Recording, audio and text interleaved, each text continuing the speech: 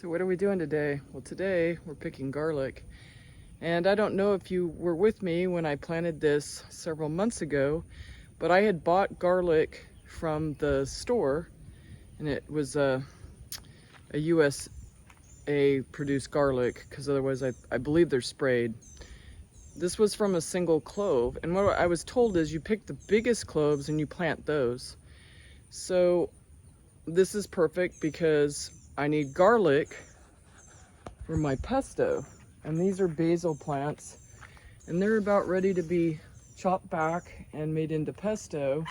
So I'll add my own garlic and oops, sorry about that.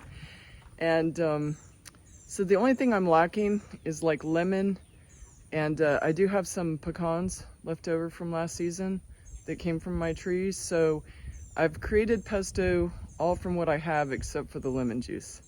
So that's what we're doing today. We're in the garden getting ready to make pesto. Anyway, have a good day. Bye.